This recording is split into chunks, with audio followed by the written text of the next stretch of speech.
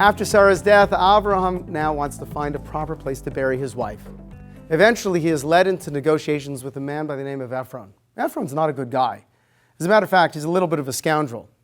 Ephron is known as someone who says a lot and does a little. Now, originally what happened was, Ephron said to Avram, go ahead, take whatever piece of land you want, bury your dead. But instead, he pulled back and forced Avram to pay him 400 silver shekels for that piece of property. That's a lot of money. That's like saying, what's $1 million between friends? This is in contrast to Avram. Avram is a righteous man because he is known as someone who says a little and does a lot. See, we read in an earlier Parsha how Avram, while still in pain from his circumcision, in the heat of the day, waited for some visitors in order that he could provide hospitality. The way he convinced these strangers to stay with him for a while was he said, listen, I'll give you a little bit of water, you'll wash your feet, and a morsel of bread. And then what does Avram do? He prepares a huge feast. This is the Jewish source for the salesman's motto, under promise and over deliver. There's another interesting point over here. Normally when we spell Ephron's name, we spell it Ayin Pei Resh Vav Nun. In this one case, Ephron's name is spelled without the Vav. That is to say, inasmuch as we know a person's name represents the essence of the human being, Ephron actually became less of a person through this transaction by the way he behaved.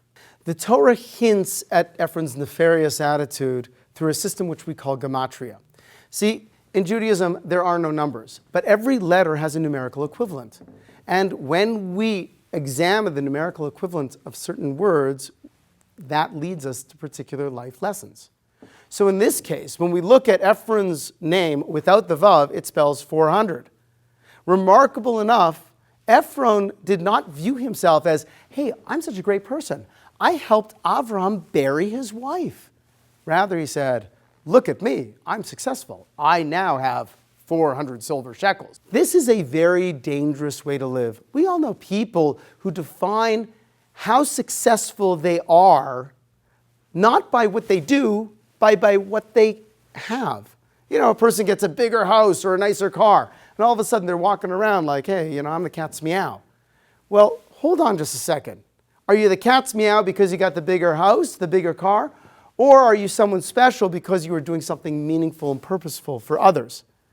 We all know people who have way more than we do, but we live lives that are happier and more meaningful than they.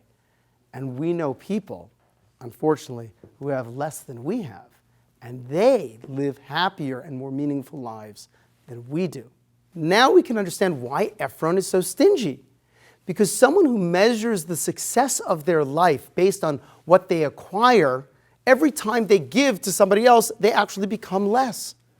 As opposed to Avram, who defines the success in his life by what he does. Every time he helps someone else, he actually becomes a bigger, better, more of a person. Avraham knows that by emulating the Almighty and doing his best to be a bigger giver today than he was yesterday, he opens himself to even more blessings tomorrow. And we would do ourselves a great favor by taking this lesson of Avraham, making sure that we stay away from the temptation to define how successful we are by what we have, and make sure we spend more time focusing on what we do. If we do this, it will lead us to a life that is more filled with greater appreciation and joyfulness.